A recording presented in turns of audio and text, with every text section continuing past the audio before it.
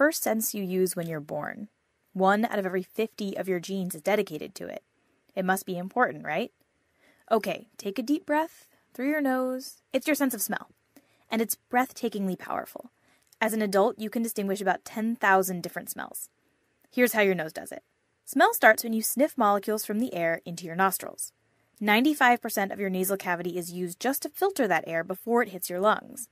But at the very back of your nose is a region called the olfactory epithelium, a little patch of skin that's key to everything you smell. The olfactory epithelium has a layer of olfactory receptor cells, special neurons that sense smells, like the taste buds of your nose. When odor molecules hit the back of your nose, they get stuck in a layer of mucus covering the olfactory epithelium. As they dissolve, they bind to the olfactory receptor cells, which fire and send signals through the olfactory tract up to your brain. As a side note, you can tell a lot about how good an animal's sense of smell is by the size of its olfactory epithelium. A dog's olfactory epithelium is 20 times bigger than your puny human one. But there's still a lot we don't know about this little patch of cells, too. For example, our olfactory epithelium is pigmented, and scientists don't really know why. But how do you actually tell the difference between smells? It turns out that your brain has 40 million different olfactory receptor neurons. So odor A might trigger neurons 3, 427, and 988, and odor B might trigger neurons 8, 76, and 2,496,678.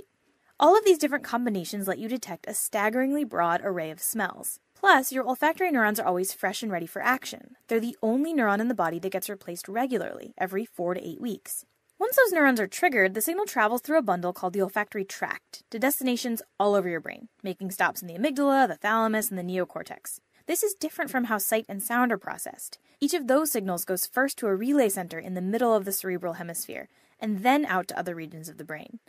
But smell, because it evolved before most of your other senses, takes a direct route to these different regions of the brain, where it can trigger your fight or flight response, help you recall memories, or make your mouth water.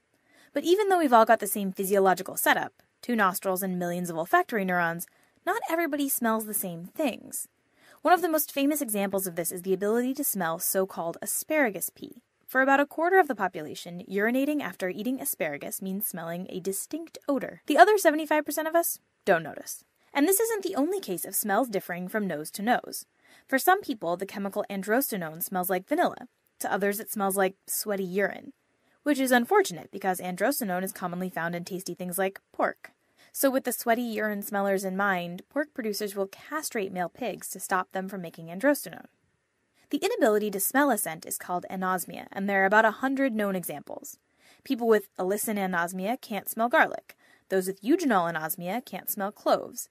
And some people can't smell anything at all.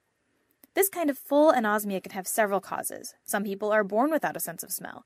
Others lose it after an accident or during an illness. If the olfactory epithelium gets swollen or infected, it can hamper your sense of smell, something you might have experienced when you were sick. And not being able to smell anything can mess with your other senses too. Many people who can't smell at all also can't really taste the same way the rest of us do. It turns out that how something tastes is closely related to how it smells. As you chew your food, air is pushed up your nasal passage, carrying with it the smell of your food. Those scents hit your olfactory epithelium and tell your brain a lot about what you're eating.